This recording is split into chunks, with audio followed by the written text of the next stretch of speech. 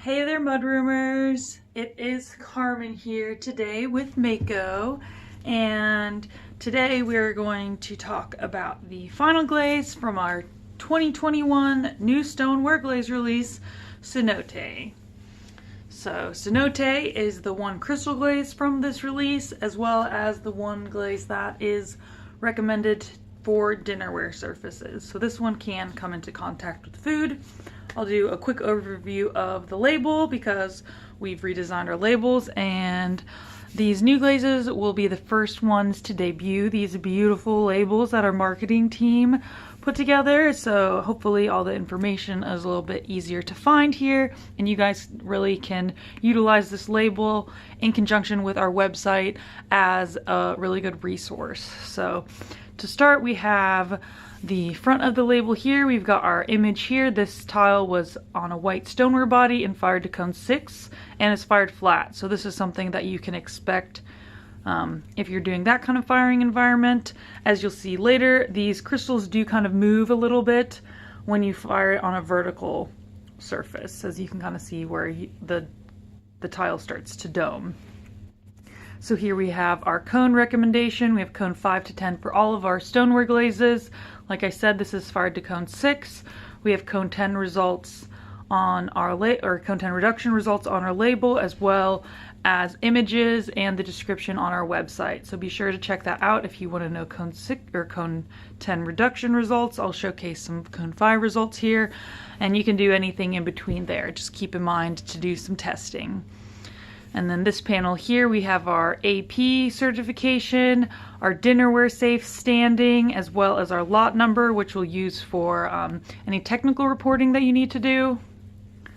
On this side here, we've got our cone 6 and cone 10 descriptions, basic application instructions, as well as our dry recommendation. Any glaze that you're going to use as a dry, it's the same name and number, but SD instead of SW as the number. So it's pretty straightforward, but if you need questions there.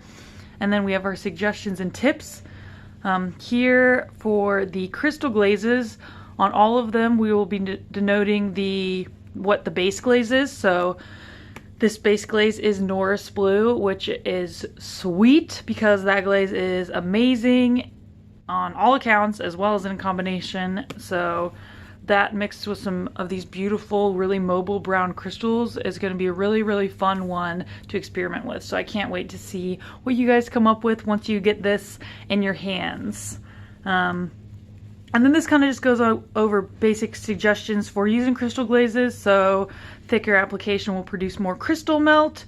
Those crystals can produce a lot of mobility, so keeping in mind where you're loading the crystals, how heavily you're applying the glaze, as well as how to utilize this out of the jar. So down here, all of these crystals are concentrated, and you're going to want to use a spoon to break them up, mix them into the glaze, make sure you shake it in there really well.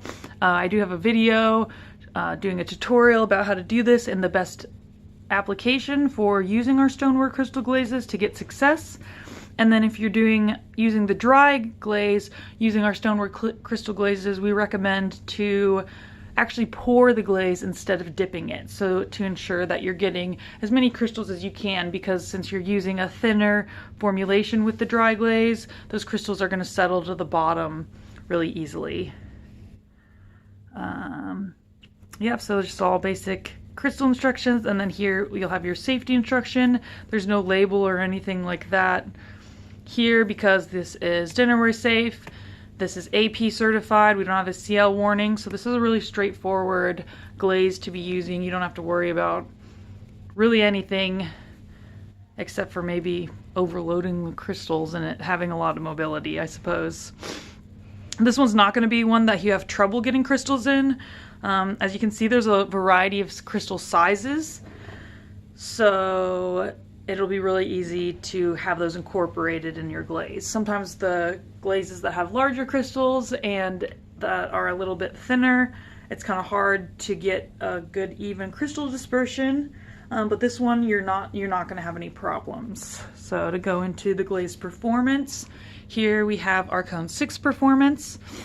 As you can see, this is a perfect example showcasing how more glaze produces more crystal movement, so as well as how well the crystals get distributed. So one coat here we have just like speckles basically, with a really light kind of greenish blue, and as you build up the color you build some more of that white float that happens with this glaze that really brightens that blue up, as well as the crystal mobility. So 1, 2, and 3 coats. This was just fired to cone 6, no hold or anything like that to create this movement. The movement is basically just because of the application.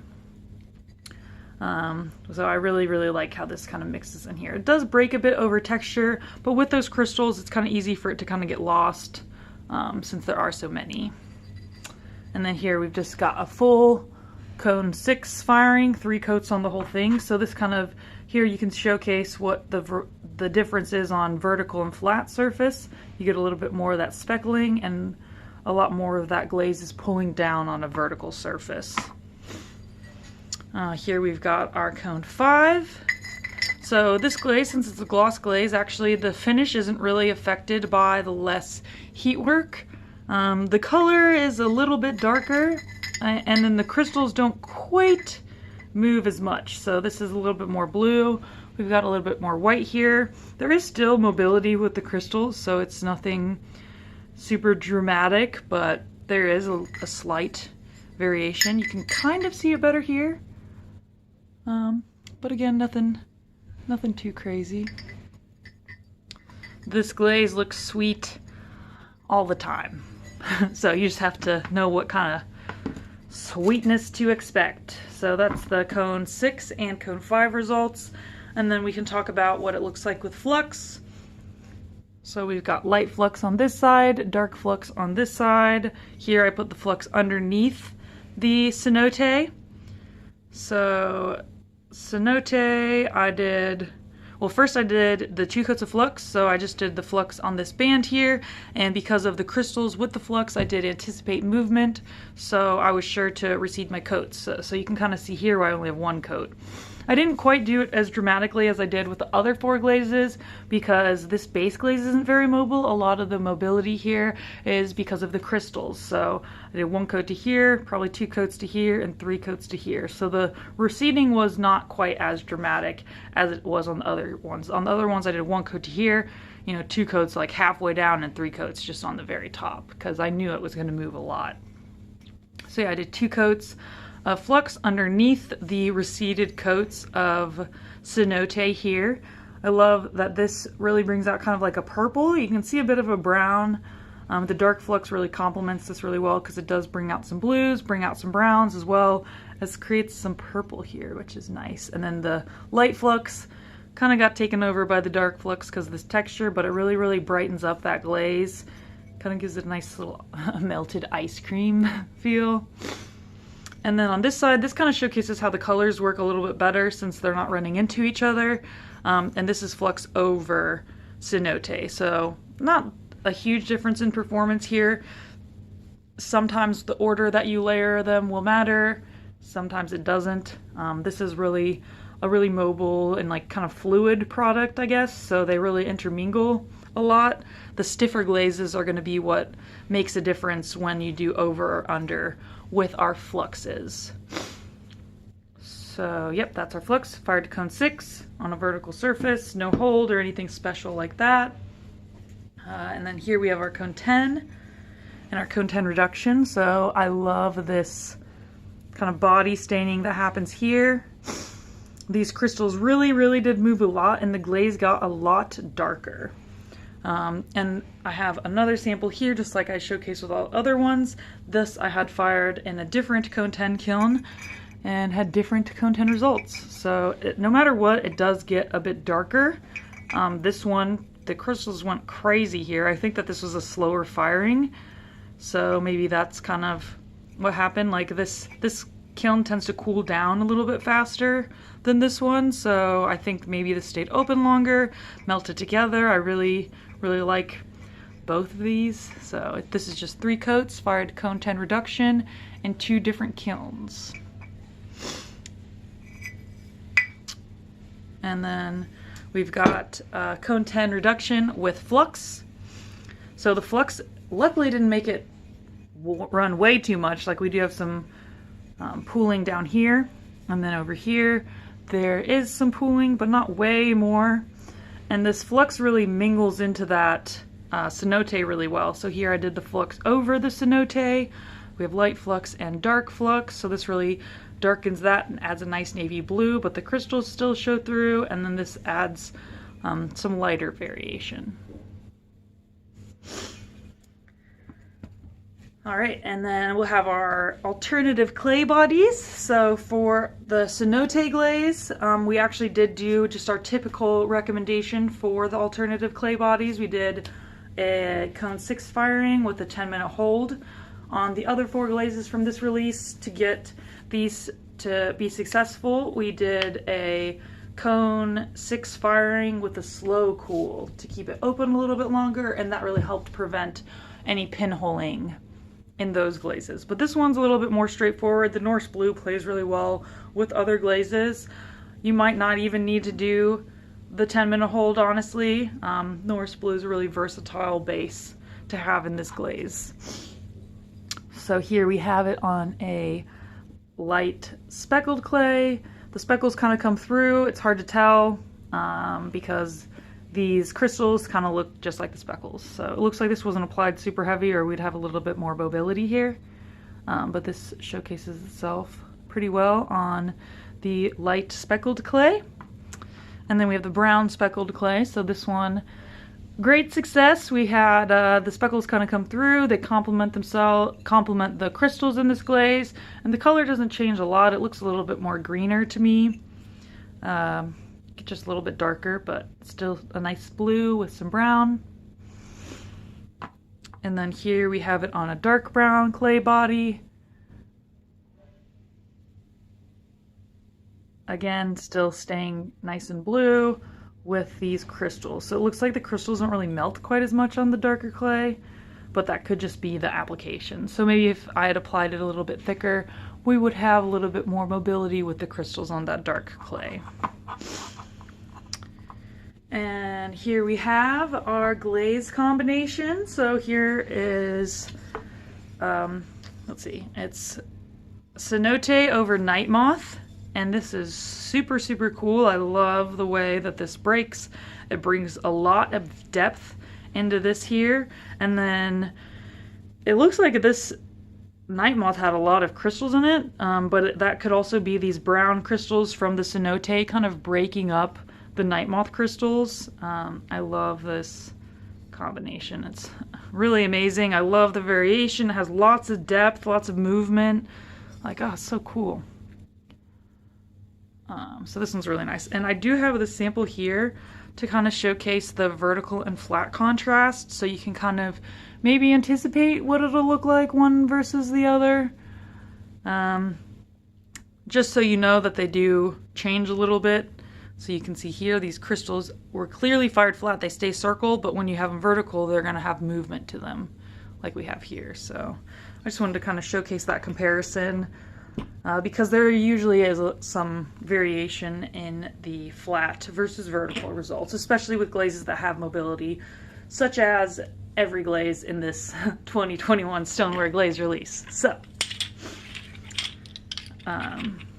these are just going to be a great showcase as to like how the colors are going to be interacting. So here we have Cenote over Eggplant, really deepens that blue, so cool. Cenote over Winterwood.